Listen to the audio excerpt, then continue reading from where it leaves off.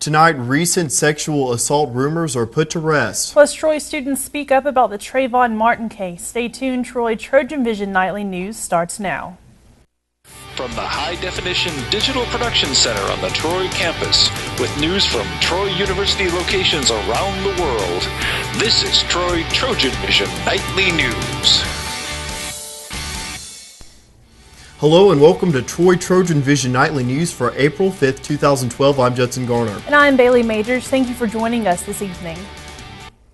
The recent sexual assaults at Hunters Mountain Mobile Home Park have raised concerns among the Troy student body.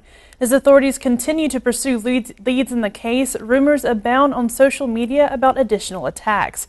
Today, Troy University Police Chief John McCall sent an email message to students debunking rumors of any new assaults, saying the social media posts were generating a large number of calls to Troy police and were beginning to impede the investigation. We're receiving phone calls from concerned parents because of some social media messages that were being sent out saying that there were more students that had been attacked, and we just want to make sure that people know these are all just simply rumors and that nothing could be further from the truth. We haven't had any other victims come forward, and we just basically want to let students know that we need to stop spreading the rumors. When we get these rumors spread, we have to spend time, dispelling the rumors, and when we're spending time dispelling rumors, that's time we could be spending looking for suspects in these cases. The reward in the sexual assault cases now stands at $25,000 thanks to an additional $5,000 offered from the governor's office. The reward is for information leading to the arrest and conviction of the person or persons responsible for the two sexual assaults that occurred in Hunters Mountain Mobile Home Park on March 26th. If you have information about the cases, you are encouraged to contact the Troy Police at 566-0500 or the Secret Witness Line at 566-5555. The Trayvon Martin shooting has caught the attention of people all across the nation. Well, last night, a Troy University fraternity wanted to open a dialogue amongst the students. Hernan Diaz has a story. On Wednesday night, students from Troy University met each other in a forum organized by Alpha Phi Alpha. The purpose of the forum was to discuss the Trayvon Martin's case, a 17-year-old African-American boy who was shot in Sanford, Florida on February the 26th. This forum was basically to promote knowledge on the Trayvon case. A lot of people at Troy University, they really don't know about the real issues. A lot of them are blind with our social networks we have. A lot of people filibuster on what they think is going on. The attendants had the chance to express their own ideas, thoughts, and conclusions about the famous case that shocked the whole nation. I believe that it's important for Troy students to get together and discuss issues, because if we are not informed about the issues, then there's no point in us being a part of the community. The fraternity not only wants to inform and to listen to students about this issue, they also want to transmit a message to all the Troy University community. The message I want to transmit to Troy University is that you can't fall blindly into cases. You can't judge off stereotypes.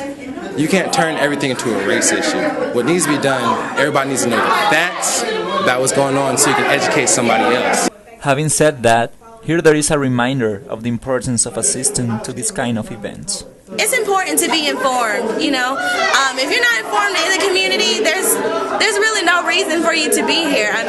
We have to vote, we have to be involved, we have to do what's right. As students, it's important for us because we are the generation that's coming up, and we're going to be the ones in those political offices, so it's important to keep that in mind. Hernan Diaz, Troy TrojanVision News. The forum was a part of Alpha Phi Alpha's Alpha Week activities.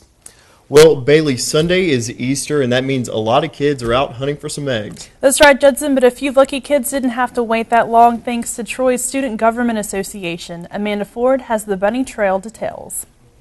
Even though Easter is still a few days away, Troy University is getting an early start on celebrating the holiday. The Student Government Association held their annual Easter egg hunt. Many parents brought their children out to celebrate Easter with the university. It's an annual event by the Student Government Association for all faculty, staffs, and students' children. We think it's really important, just to get them out here and to celebrate the season. This is just something that we've done ever since my freshman year here at Troy. and it's just been a really good way to get the community involved with Troy University as a whole. The egg hunt was held in Janice Hawkins Park and included face painting, a golden egg, and even the Easter Bunny himself made a guest appearance. It started many years back, and we just felt like we need to do something to honor the university's children. Each year the Panhellenic Council puts on the Haunted Hill, so the Student Government Association puts on the Easter egg hunt, complete with the Easter Bunny face painting, an Easter egg hunt, as well as just gifts to give out to all the students. Members of the SGA put in a lot of hard work and dedication to make this Easter egg hunt a success. So we've been preparing this past week with stuffing eggs and all that good stuff, and I think we've got a face painter this year, and also we have the Easter Bunny out here. Amanda Ford, Troy, TrojanVision News. Once again, Easter is this Sunday. And now taking a look at news from around the state. In Montgomery, a proposed constitutional amendment that is aimed at lowering compensation for legislatures has been approved by the Alabama House. The House voted 91-2 today for a constitutional amendment that would change the way lawmakers are paid beginning when new legislatures take office in 2014. An ethics commission has approved a $500 fine against the mayor of Northport, who is accused of authorizing the use of city equipment to help a youth mission group project. The Tuscaloosa News reports that the commission approved the fine as part of an administrative penalty against Northport Mayor Bobby Herndon. And also in Montgomery, Alabama school children would have to start their education earlier under a bill approved by a legislative committee. The Birmingham News reports that House Education Policy Committee signed off on the legislation to lower the mandatory age when children must attend school to be homeschooled to 6 from 7. Still to come on Troy TrojanVision Nightly News. If you are interested to see how the Trojan football team is shaping up, Tiffany Lester will join us next in sports with a preview that you will not want to miss. But first, recent footage of the JetBlue plane emergency landing has come to light. We'll have more on that story after the break.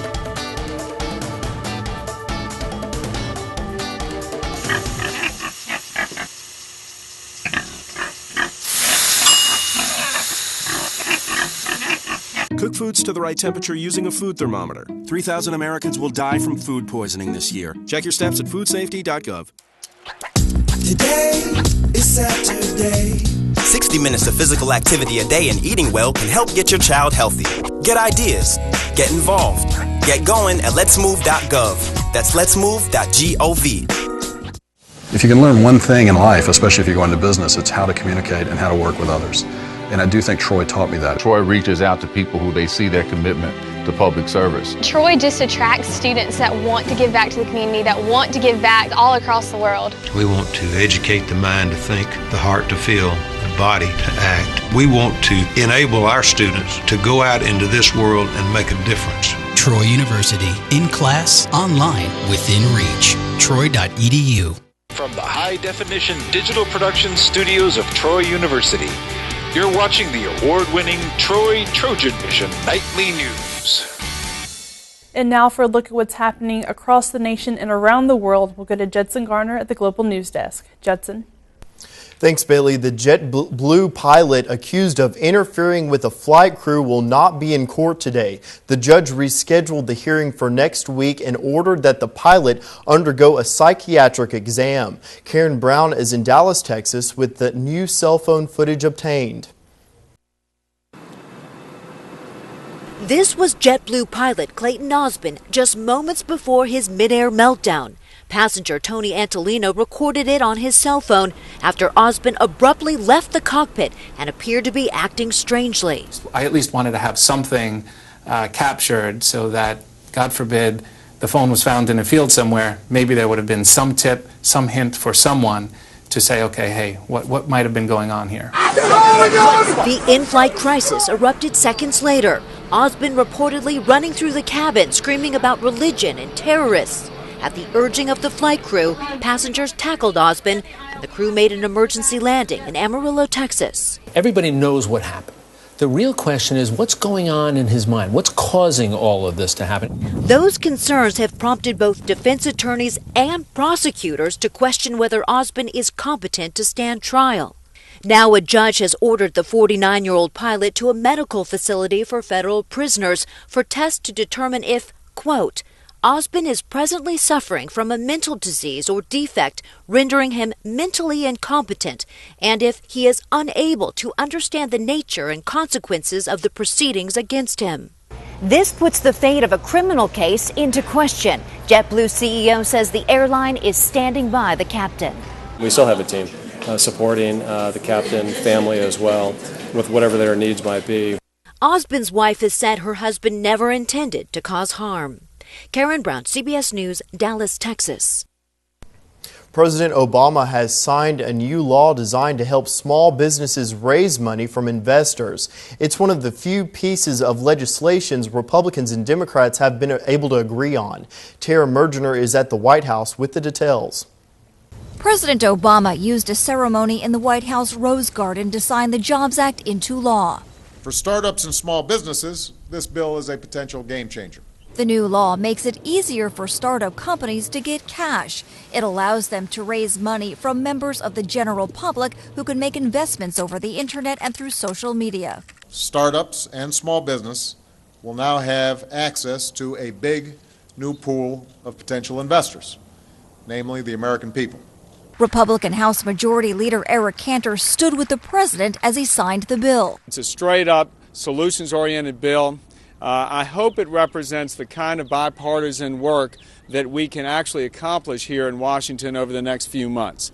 The election year has made it tough for Congress to get anything to the president's desk. Republicans backed this bill in part because it cuts government regulations. Opponents of the new law say it goes too far, eliminating some of the rules put in place to protect investors after the dot-com bubble bust in the 90s. But the White House insists investors will still have protection. The websites where folks will go to fund all these startups and small businesses will be subject to rigorous oversight. The SEC is going to play an important role in implementing this bill. It's unclear how many new jobs the new law will create. Tara Mergener for CBS News, the White House. As the number of children with autism rises in the U.S., so does the number of autistic adults who need services. Many end up in group homes, but as Ines Ferrer reports, the wait list for those homes are growing. Michael Schwally is preparing breakfast at this group home. It feels happy to be with my friends. The 49-year-old lives with 6 other autistic adults. They all have responsibilities, like helping with meals, doing laundry, and cleaning up. We try to have people living in situations where they're with their peers, who are doing similar activities, have similar levels of functioning, so they can communicate with each other and they can socialize with each other. Eden Autism Services runs 11 group homes in central New Jersey. Each one houses 5 to 7 adults, and trained staff members provide 24-hour supervision. But getting into a home like this one is extremely difficult. In New Jersey alone, about 5,000 autistic adults are on a waiting list. Eden helps autistic residents find jobs in the community. Michael works part-time, cleaning at the local movie theater. What did you do with your money today? Bought some coffee. Experts say working gives autistic adults a sense of purpose. It's about being a productive member of society. It's about being part of your community. At the end of the day, Michael and his housemates enjoy a little downtime before dinner. It feels happy to live here. Why? Because it's nice here. He's been happy at this home for nearly 30 years. Ines Ferrer for CBS News, Robbinsville, New Jersey. And that'll wrap things up from the Global News Desk. To see more stories from across the country and around the world, you can tune into Trojan Vision Global News right after the nightly news. Now back to you, Bailey. Thanks, Judson. And now Tiffany Lester joins us for a look at sports. So, Tiffany, big weekend for Trojan sports. You know, a lot of action going on, but unfortunately, a lot of the games are going to be away. That's true. We do have an action-packed weekend with baseball and softball both having a 3-game set this weekend, and I'll get into that right now. The Trojan softball team prepares to hit the road as they return to Sunbelt play this weekend in Bowling Green. The Trojans entered the weekend after having a tough loss to UAB on Tuesday night, losing by just 1 run late in the game due to a delayed steal. But WKU comes into the weekend after posting a 0-1 mark at North Texas last weekend in a series where WKU held a 7th inning lead in all 3 games. The Trojans start the 3-game set against the Lady Toppers with a doubleheader beginning at 4 p.m. on Friday and ending with a single game Saturday afternoon at 1. The Trojan baseball team is also getting into Sun Belt Conference action as they travel down to play South Florida International. The baseball team, just like the softball team, is entering the weekend after losing by just 1 run to UAB on Tuesday night. And Tyler Ray, who began the season with a 12-game winning streak, extended it to 14 before falling to 2-2 this year. Last Friday night, Arkansas State, Ray allowed 6 earned runs through 7 innings pitched and took a no decision. Joe Hernandez was credited with the win against the Red Wolves. Friday night, Ray will take to the mound again, looking to get back to his winning ways. The series is set to begin on Friday at 6 p.m., followed by a Saturday game at 5, and then coming to a close on Sunday afternoon at 1. The Trojan track and field team are keeping it in the state for the 2nd straight week. The Trojans are heading to Auburn this weekend after a good showing in Mobile for the Jaguar Invitational. The Trojans had a number of top finishes, including first place in the men's 100 and 200 meters from Peyton McGee, first in the men's high jump by Larry Henry, and first in the 100 and 10-meter hurdles for Jason Patton and Thaddeus Curtis. Head coach Jill Lancaster says she's pleased with where her team is at this point of the year.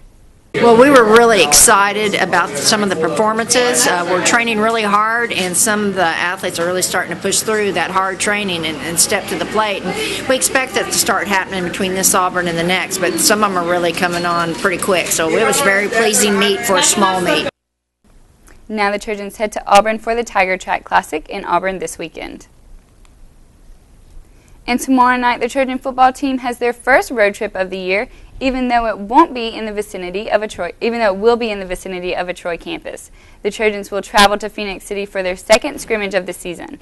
The Trojans are coming off their annual T-Day game last Saturday, and now Trojan fans outside of Troy will get their chance to check out the 2012 Trojan team. Tomorrow night's scrimmage will take place at Garrett Harrison Stadium in Phoenix City, starting at 6 o'clock. So, Bailey Judson, there is a lot going on, baseball, softball, track, even the football team is getting some action off campus, so that'll be good for the viewers, the Trojan fans outside of Troy, Alabama. Absolutely, and it would be awesome to have wins, and of course we wish all the teams best of luck. Definitely. Definitely a lot to choose from this weekend. Thanks, Tiffany. Still to come on TrojanVision Nightly News, Aaron Taylor learns how cooking recipes help celebrate Troy University's 125th birthday. But first, we've seen rain for the past couple of days. Will the sun shine through the clouds, or should we expect a rainy weekend, Bree? We have seen a little bit of rain today, but as we head towards our weekend, it looks like we could be expecting a picture-perfect weekend ahead. I'll have more coming up in weather. Don't think about that at all.